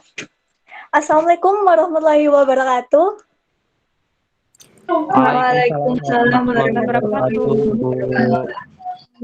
Selamat siang. Siang. Selamat siang, Bu. Kayaknya kurang semangat nih. Kita ulang ya. Selamat siang teman-teman semua. Siang Ibu. Siang Ibu. Siang Ibu. Oke, semangat ya semuanya. Nah, diharapkan buat teman-teman semua nih yang belum mengaktifkan kamera, diaktifkan dulu ya kameranya supaya Ibu bisa lihat nih wajah-wajah cantik-cantik dan ganteng-ganteng kalian. Mana nih? Oke, sudah ya? Oke, baik. Pada pertemuan kali ini, kita semua akan belajar mengenai fungsi eksponen. Nah, tapi sebelum itu kita berdoa terlebih dahulu ya. Berdoa dimulai. Ya, berdoa selesai. Selanjutnya, jangan lupa untuk teman-teman, jangan lupa untuk presensi ya terlebih dahulu. Kemudian, kita langsung lanjut ke materi. Yang pertama, kita akan membahas tentang KD atau kompetensi dasarnya. Nah, di fungsi eksponen ini termasuk dalam kompetensi dasar 3.1 dan 4.1, yaitu mendeskripsikan dan menentukan penyelesaian fungsi eksponensial dan fungsi logaritma menggunakan masalah kontekstual serta keterkaitannya. Dan di KD 4.1 yaitu menyajikan dan menyelesaikan masalah yang berkaitan dengan fungsi eksponensial dan fungsi logaritma. Ayo Mbak Coco, Mbak Vika dilihat. Ya, kelihatan ya. Ayo perhatikan ya. Selanjutnya, untuk tujuan pembelajaran, kita mulai dengan menggunakan model presentasi. Peserta didik dapat mengetahui tentang definisi fungsi eksponen, serta peserta didik dapat menyelesaikan masalah kontekstual yang berkaitan dengan fungsi eksponen dengan rasa ingin tahu, tanggung jawab, disiplin, dan pantang menyerah selama proses pembelajaran. Lanjut, kita masuk ke materi fungsi eksponen. Ada yang tahu fungsi eksponen itu apa? Saya, Ibu. Iya, silakan Mbak Eka. Menurut saya, fungsi eksponen itu adalah fungsi yang bentuknya perpangkatan, Ibu. Begitu ya? Atau ada yang punya jawaban lain nggak? Sama Ibu. Oke, ada yang sama ya. Jadi kita belajar bareng-bareng dulu yuk teman-teman semua. Nah, ini Ibu punya masalah nih. Ada seorang pedagang baju selalu mencatat penjualan dagangannya setiap hari seperti dalam tabel berikut ini. Nah, ini ada hari pertama, kedua, ketiga, keempat, kelima, sampai seterusnya. Dan kemudian ada jumlah baju yang terjual. Nah, di hari yang pertama, itu jumlah baju yang terjual itu ada 2. Kemudian hari yang kedua, jumlah baju yang terjual itu ada 4. Dan pada hari ketiga, jumlah baju yang terjual ada 8. Untuk hari keempat, jumlah baju yang terjual itu ada 16. Dan di hari kelima, jumlah baju yang terjual itu ada 32. Nah, ternyata di sini kita tahu nih, dari sini kita tahu bahwa ini dapat membentuk bentuk perpangkatan, pola perpangkatan nih. Sekarang ada yang tahu fungsi pola perpangkatannya seperti apa? Saya Ibu. Iya, Mas Budi, gimana? Fungsi perpangkatannya yaitu fx sama dengan 2x, Ibu. Oke, benar ya teman-teman. Jadi, jika kita misalkan harinya itu X, maka bentuk perpangkatan dari fungsi penjualan ini adalah, jumlah fungsi penjualan ini adalah fx sama dengan 2 pangkat X. Seperti itu ya, untuk X sama dengan hari. Lanjut. Oke, di bentuk umum fungsi eksponen adalah fx sampai dengan a pangkat x atau fx sama dengan a pangkat x, dengan a lebih besar sama dengan 0 dan a tidak sama dengan 1. Nah, fungsi fx sama dengan A pangkat X ini mempunyai domain bilangan real dan range bilangan positif. Pada fungsi eksponen fx sama dengan A pangkat X, X ini disebut dengan daerah asal atau domain. Dan fungsi eksponen adalah himpunan bilangan real, yaitu dari negatif tak hingga kurang dari X kurang dari plus tak hingga, dengan X-nya ini anggota dari bilangan real. Nah, dari uraian di atas, kita dapat menyimpulkan bahwa, ada yang bisa menyimpulkan? Mas Bagas?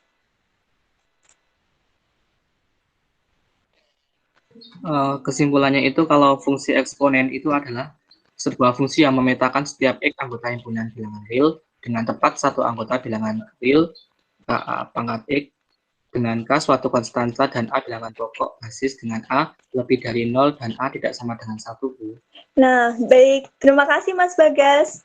Oke, kita lanjut ya ke proyek kita sebelumnya. Nah, sebelum pembelajaran, Ibu sudah membagikan nih kelompok-kelompoknya untuk kalian melihat video yang sudah Ibu share di grup. Nah, di sini Ibu pengen tahu nih, dari kalian ada nggak sih yang mau mempresentasikan hasil diskusi kalian? Mungkin dari kelompok 1. Baik, Bu. Saya perwakilan kelompok 1 izin mempresentasikan ya, Bu, hasil diskusi kelompok. Iya, silakan Mas. Sebentar. Baik, Bu. Saya izin share screen ya, Bu.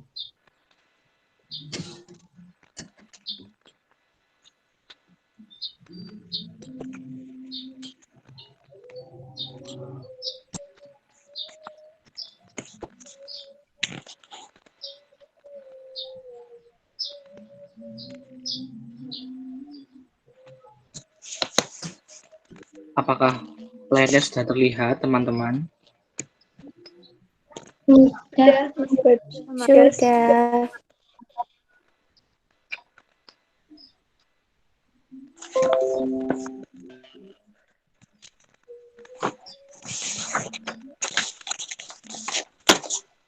Baik, kelompok kami telah melihat kemudian mendiskusikan tentang video yang telah diberikan. Nah, untuk hasilnya dari video tersebut itu merumuskan tentang yang pertama ada perkembangan COVID dan juga ada perkembangan bakteri. Nah, untuk perkembangan bakteri itu misalkan pemisalan pertumbuhan bakteri pada hari pertama 2, selanjutnya hari kedua itu berkembang menjadi 4, hari berikutnya menjadi 8, dan sampai dengan hari ke-10 mencapai 1024 bakteri. Nah, hal ini itu dapat dituliskan fungsi eksponennya menjadi, yaitu F fungsi X sama dengan 2 pangkat X, dengan X adalah harinya. Nah, kita bisa melihat dari grafik yang ada pada video tersebut. Nah, dari 1 sampai dengan hari ke-7. Nah, kemudian selanjutnya yang kedua itu merumuskan perkembangan COVID dengan variabel-variabel sebagai berikut. Jadi dari fungsi eksponen itu juga ada keterkaitannya dengan pandemi COVID. Nah, untuk pemisalannya ada 3, yaitu ada NH, R, dan juga P. Kalau NH itu adalah jumlah kasus per hari. Jadi misal N1 itu jumlah hari ke-1, N2 jumlah hari kedua, dan seterusnya. Kalau R itu adalah jumlah rata-rata orang yang bertemu pasien COVID. Nah, kalau P itu adalah peluang tertular orang yang bertemu pasien COVID. Nah, di sini dapat kita rumuskan delta NH sama dengan NH dikali R dikali P. Nah, mengapa delta? Karena kita tahu kalau nggak cuma di matematika aja, di fisika pun juga ada delta. Delta itu adalah sebuah perubahan. Nah, di sini perubahannya NH itu NH dikalikan dengan R dikalikan dengan P. Nah, kemudian untuk NH plus 1 berarti dia perubahan dari hari satunya itu sama dengan NH plus perubahannya. Jadi NH-nya itu sebagai jumlah kasus sebelumnya ditambah dengan perubahannya. Nah, kemudian dari rumus tersebut bisa kita faktorkan NH plus 1 itu sama dengan 1 plus R dikali P dikali NH. Jadi NH-nya dikeluarkan. Nah, untuk selanjutnya yang rumus yang hari kedua, NH plus 2 itu sama dengan 1 plus R dikalikan P kuadrat NH. Jadi untuk perubahannya itu dikuadratkan gitu. Nah, dari bentuk tersebut kita mendapatkan fungsi eksponennya hari ke X itu sama dengan N H plus X sama dengan 1 per 1 plus R dikali P pangkatkan X NH. Nah, dari persamaan itu kemudian dari rumus tersebut kemudian dijelaskan melalui grafik. Nah, grafiknya ini adalah keterkaitan dari pandemi COVID ya. Jadi misalkan cara kita buat grafiknya itu tidak naik itu dengan social distancing, kemudian kita memakai masker dan lain sebagainya itu untuk menurunkan grafiknya itu. Jadi dia tidak bisa landai dan juga kemungkinan besar dia bisa berakhir. Seperti itu, Bu. Baik, Mas Bagas, terima kasih atas penjelasannya. Betul sekali ya, teman-teman semuanya. Jadi, kita tahu nih bahwa penerapan fungsi eksponensial itu tidak hanya kita mencari untuk rumus matematika aja, perpangkatannya seperti apa, tetapi kita juga ternyata fungsi eksponensial itu juga relate sama keadaan kita saat ini, di pandemi saat ini, kok ternyata kita bisa menghitung dengan menggunakan fungsi eksponensial. Seperti itu ya, teman-teman. Dari sini ada yang ingin ditanyakan?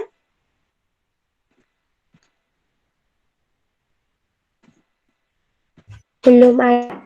Belum.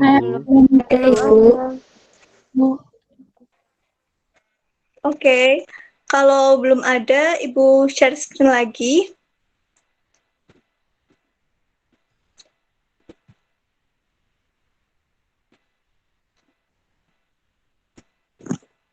Nah, dari sini apa yang dapat kita simpulkan pada pertemuan hari ini?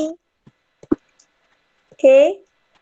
Yang pertama yaitu adalah fungsi eksponen adalah sebuah fungsi yang memetakan setiap X anggota himpunan bilangan real dengan tepat satu anggota bilangan real K A pangkat X dengan K suatu konstanta dan A adalah bilangan pokok atau basis dengan A lebih besar sama dengan 0 dan A tidak sama dengan 1. Seperti itu ya, teman-teman.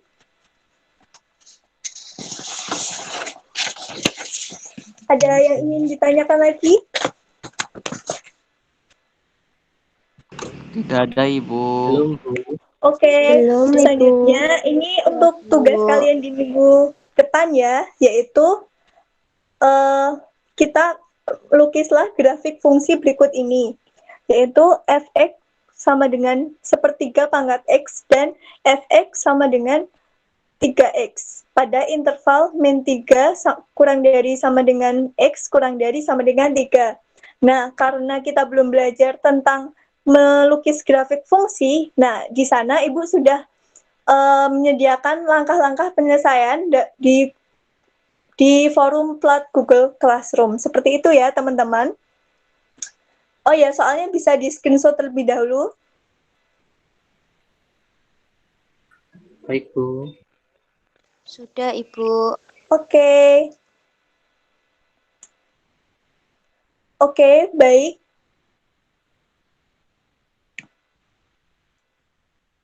Selanjutnya, untuk menutup pembelajaran kita pada siang hari ini, kita berdoa terlebih dahulu ya. Berdoa dimulai. Berdoa selesai. Baik, terima kasih atas partisipasi dan perhatian anak-anak semuanya dalam forum Meet kita di siang hari ini. Semoga ilmu yang kita dapatkan pada pembelajaran kali ini dapat bermanfaat untuk kita semua ya. Amin. Amin ya robbal alamin. Oke, selamat menjalankan ibadah puasa ya teman-teman semua. Jaga kesehatan, tetap semangat. Oke? Baik, Bu. Baik. Baik, Bu. Terima kasih. Ibu akhiri. Wassalamualaikum warahmatullahi wabarakatuh. Waalaikumsalam. Waalaikumsalam warahmatullahi wabarakatuh. Terima kasih, Bu. Terima kasih. Terima kasih.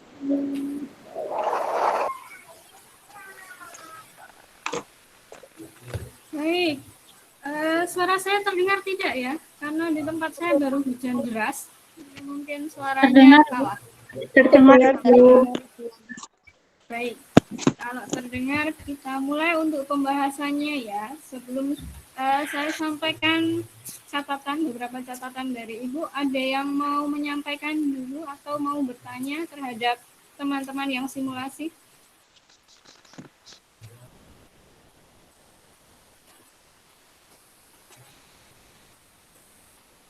Belum Oke, ada, belum ada. Kalau gitu kita mulai untuk pembahasannya ya. Sebelumnya saya ucapkan terima kasih untuk yang simulasi. Selalu ada perbaikan dari pertemuan ke pertemuan ya. Kemudian beberapa keterampilan tadi memang sudah banyak yang muncul, walaupun ada juga yang justru hilang. Seperti beberapa itu ada persepsinya justru tidak terlihat. Jadi yang kemarin-kemarin sudah banyak yang menggunakan persepsinya udah terlihat sekali. Nah, di sini mah ada yang sedikit hilang gitu ya. Nanti untuk kedepannya coba diperhatikan lagi terkait persepsi ya teman-teman. Kemudian beberapa yang menjadi catatan dari saya. Ini yang pertama ya. Apa yang harus teman-teman lakukan ketika waktu sudah habis sedangkan materi belum selesai.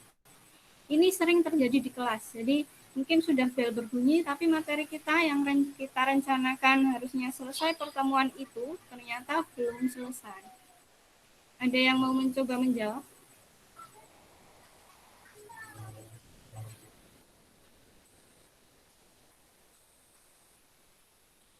Maaf Bu, izin menjawab Bu. Iya, silakan.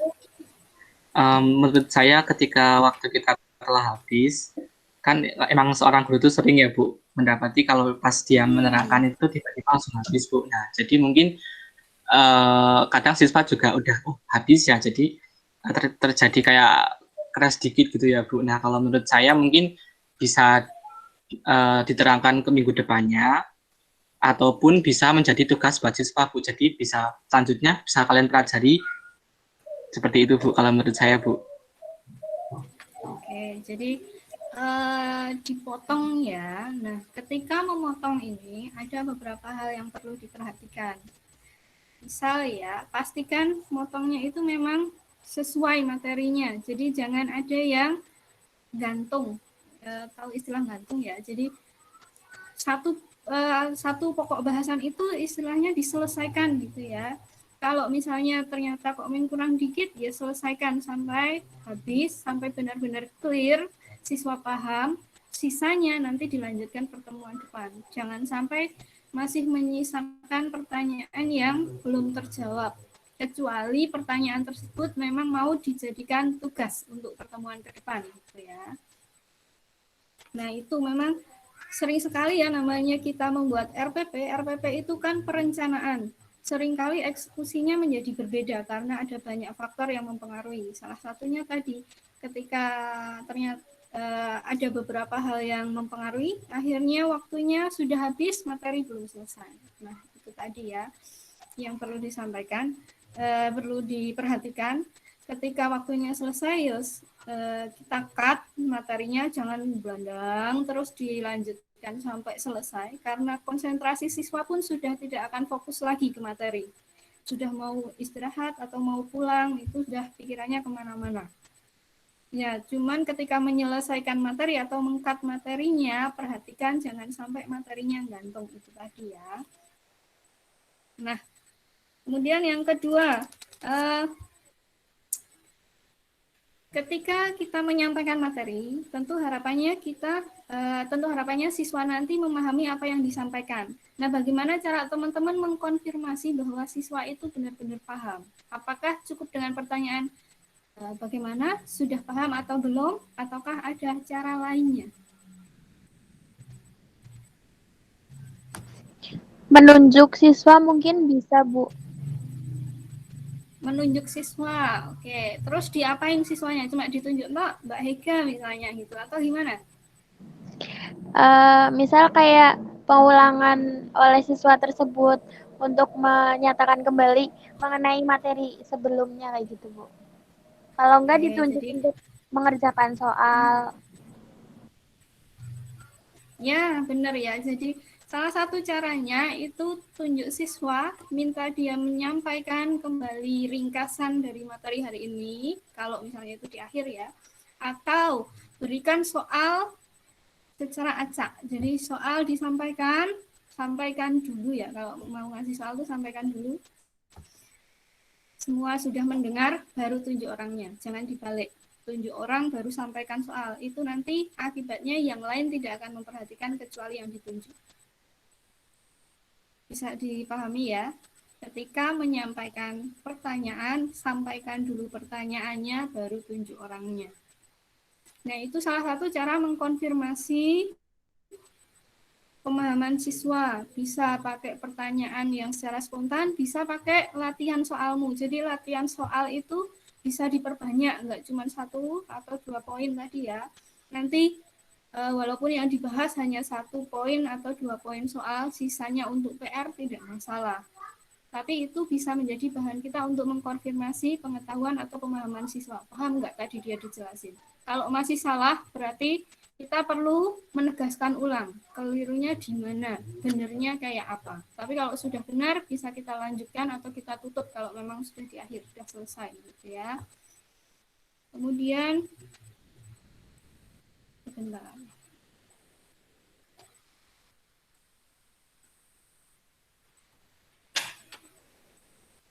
Oke, tadi mengelola kelas ya, beberapa sudah menunjukkan ada yang menegur siswanya, jadi sudah belajar membagi perhatian selain menjelaskan sambil memperhatikan nih siswanya ngapain, tapi beberapa lainnya juga masih ada yang belum muncul ya keterampilan ini, terlihat beberapa ada yang izin atau ada yang izin nggak balik-balik, juga nggak ditanyain, kemudian ada yang ngantuk atau apa masih dibiarkan. Nah, ini nanti bisa jadi koreksi ke depan teman-teman yang sedang simulasi itu silakan perhatikan siswa-siswanya sambil ngajar gini kan sambil ngelirik sana sini masih bisa memperhatikan teman-temannya gitu ya. Tapi tetap memang perlu dilatih.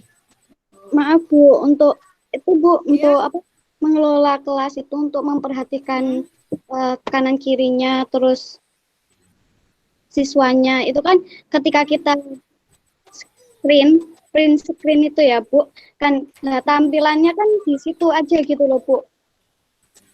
Oh, jadi kita nggak bisa untuk memperhatikan siswanya itu bagaimana gitu Bu. Solusi dari itu bagaimana Bu? Baik, kalau begitu share screen-nya bisa nitip temannya. Bisa enggak? Kalau dititipkan temannya, nanti tampilannya kan pasti separuh share screen-nya, separuh lagi siswanya. Jadi teman-temannya kayak apa. Jadi terlihat sekali mana yang mana yang fokus dan mana yang enggak. Selain itu kita belajar mengurangi membaca ketika menjelaskan. Tadi masih banyak Ibu lihat lebih ke teks yang disampaikan ya, jadi yang di PowerPoint di sana tertulis apalah itu juga yang disampaikan. Seharusnya PowerPoint itu ini menyangkut PowerPoint sekalian. Untuk yang menggunakan PowerPoint, 1 slide itu isinya jangan terlalu banyak tulisan. Namanya PowerPoint ya isinya cukup poin-poin saja. Yang mau dijelaskan atau penjelasan tambahannya silahkan sampaikan melalui lisan. Jadi contohnya tadi apa ya? Vektor yang penjelasan vektor. Coba punya Mas Agil tadi ya contohnya. Ketika menjelaskan definisi vektor di sana ada runtutan materi banyak sekali. Akhirnya guru itu terpaku membaca itu. Itu sebenarnya bisa disingkat lagi. Misalnya berikan gambar vektor. Contoh vektor 1 vektor aja, kemudian dijelaskan. Nah, ini loh vektor. Definisi vektor itu adalah bla bla bla bla bla atau garis berarah gitu atau apa. Nah, kemudian untuk penamaannya kita bisa lihat di sini. Vektor itu bisa dilambangkan menggunakan huruf kecil, diberikan tanda anak panah di atasnya sambil ditunjukkan. Jadi kita nggak baca. Baca boleh baca kepean misalnya ya, mumpung ini masih sinkron jadi nggak masalah kalau ada kepeannya nggak kelihatan kan gitu. Cuman kalau besok di kelas udah nggak bisa itu. Nah, sambil ditunjukkan kemudian unsur-unsurnya apa kalian bisa sambil menunjukkan tanpa harus itu ditulis dalam bentuk kata-kata yang panjang. Kita cukup menunjukkan gambarnya saja. Ngirit tolong gawe PPT-nya kan lebih singkat dan tampilannya juga lebih enak dilihat saya kira. Apalagi kalian kan anak matematika biasanya lebih peka ke gambar, grafik, tabel, dan lain sebagainya daripada tulisan yang panjang gitu ya. Nah, itu terkait PowerPoint. Selanjutnya lagi ya, terkait PowerPoint masih sama. Perhatikan kontras antara tulisan dengan background-nya. Tadi beberapa saya lihat sebenarnya pemilihannya sudah bagus ya. Kreatif sekali, warna-warni, kemudian gambarnya juga menarik. Cuman ada beberapa yang kontrasnya itu masih kurang terlihat. Jadi kalau dibaca itu kurang jelas. Jadi misalnya warnanya pink tua dengan pink muda itu kan kontrasnya masih sedikit sekali ya. Kita bisa cari kontras yang lebih tajam lagi biar tulisannya jelas. Itu ya. Kemudian ketika share screen tadi sudah ada disampaikan di sana sama muridnya, Bu, nggak kelihatan. Nah, hati-hati. Jadi ketika share screen itu pastikan ukuran PowerPoint atau ukuran layar yang di share screen itu bisa terbaca oleh siswa-siswa kalian. Kalau di kelas tatap muka atau kelas nyata, kita harus memastikan besar tulisan kita itu terbaca sampai yang siswa paling belakang gitu kan. Nah, kalau kita lagi sinkron berarti pastikan ukuran share screen-nya itu terbaca oleh siswa. Itu ya. Kemudian, nah itu terkait beberapa keterampilannya ya. Kemudian ada yang terkait dengan materi. Ini sebenarnya ada yang agak mengganjal. Untuk sifat-sifat penjumlahan atau sifat operasi penjumlahan pada vektor ya. Tadi ini saya lihat ada lebih dari satu simulasi dan kekeliruannya sama. Sifatnya itu komutatif atau komunikatif atau komunitatif.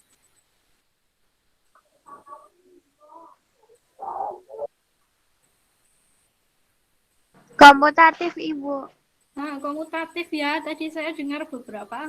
Dan ini enggak cuma satu simulasi. Jadi ada 2 atau 3 orang yang simulasi, itu kesalahannya sama, bacanya komunitatif apa ya. Nah, coba nanti diperhatikan lagi ya, jangan sampai di kelas nanti terjadi seperti itu.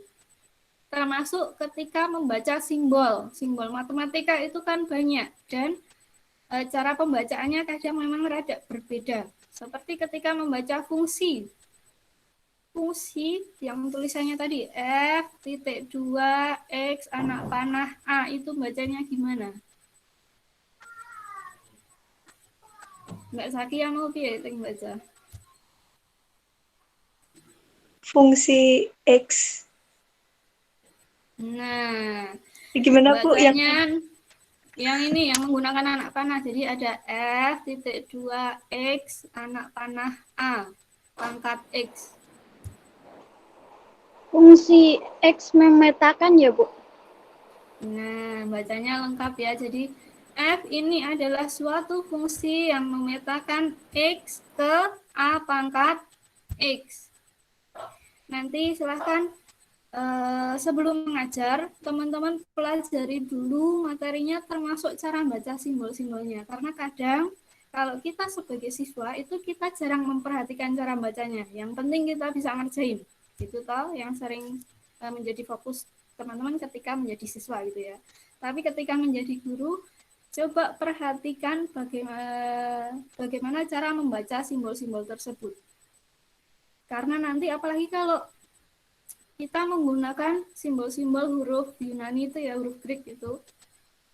Mana yang theta, mana yang alfa, mana yang lambda, nah itu sering tertukar. Silahkan nanti disiapkan sebelum mengajar. Jadi sebelum mengajar itu memang perhatikan bacanya gimana. Contoh lagi membaca limit. Limit itu kalau kalian nggak siapkan, begitu mau ngajar, cara bacanya blank, lupa.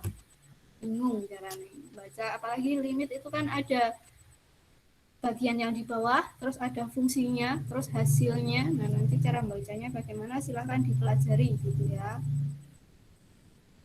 Kemudian ada beberapa materi yang sebenarnya harus ditegaskan, tapi tadi belum disampaikan gitu ya. Contoh ketika ini mengajarkan operasi penjumlahan pada vektor. Tadi kan ada cara metode segitiga dan yang satu jejar genjang. Apa yang harus ditegaskan ketika menjelaskan dua hal ini. Bahwa hasilnya mau menggunakan metode yang manapun itu tetap sama.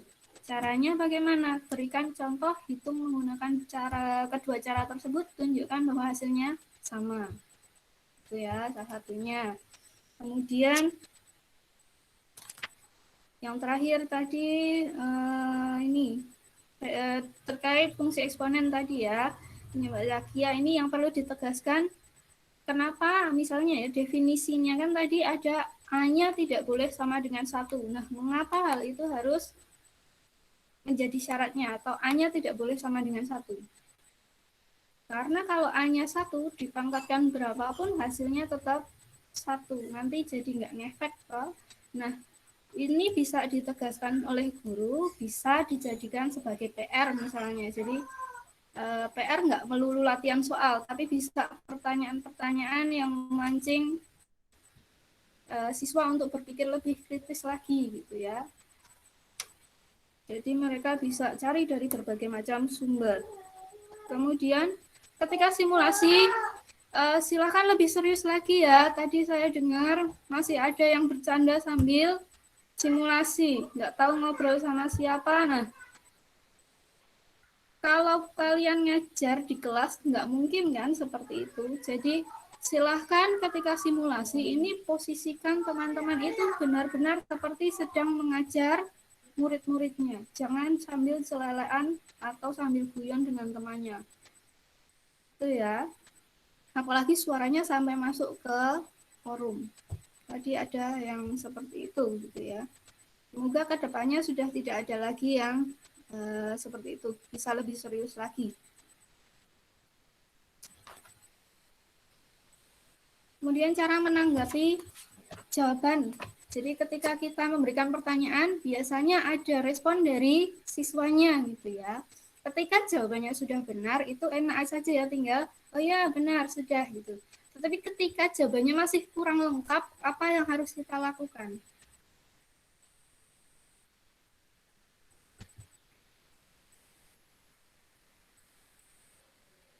Mungkin melengkapi jawabannya itu, Bu. Oke, bisa jadi gurunya melengkapi jawabannya. Atau lebih baik lagi, kalau berikan pertanyaan lanjutan. Maksudnya pertanyaan lanjutan gimana? Kita mengorek lagi, kurang lengkapnya di bagian apa ini? Nah, kita tanyakan di sana, agar dia nanti jawabannya itu mengarah ke jawaban yang kita harapkan. Nah, ini memang perlu dipelajari ya, nanti dengan seiring sering praktek, kalian akan bisa memunculkan pertanyaan-pertanyaan lanjutannya bagaimana gitu. Termasuk dengan menyiapkan materinya, jadi benar-benar pahami materinya, maka nanti kalian bisa membuat pertanyaan-pertanyaan lanjutan ketika siswa kalian itu jawabnya masih kurang lengkap. Tadi contohnya siapa ya, saya lupa ya. Oh, ketika ditanya fungsi eksponen tadi apa? Fungsi yang ada pangkatnya. Apakah itu sudah menjawab? Saya kira belum ya. Dan tadi belum diberikan penegasan benar atau salahnya. Jadi kalau mau dilanjutkan pertanyaannya, dilanjutkan dulu. Tapi kalau mau langsung ke gurunya, dipertegas dulu. Jawabannya sudah benar atau belum? Kalau belum, jawaban benarnya kayak gini. Tapi kalau mau diberikan pertanyaan selanjutnya misalnya ya, fungsi yang ada pangkatnya. Pangkatnya ini berupa konstanta ataukah variabel? Kita kan mau mengarahkan ke sana, jadi kita bisa tanya ini. Nah, harapannya nanti siswa menjawab fungsi eksponen itu fungsi yang ada pangkatnya, dan pangkatnya adalah variabelnya itu, bukan konstanta tetapi variabel. Nah, itu ya contohnya. Nah, saya kira itu dulu, sudah banyak sekali ya, dan sepertinya molornya juga jadi lama sekali, saya mohon maaf.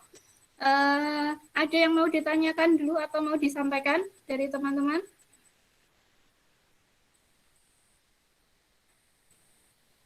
Belum, Ibu. Belum ada, Bu. Oke, terima kasih. Baik.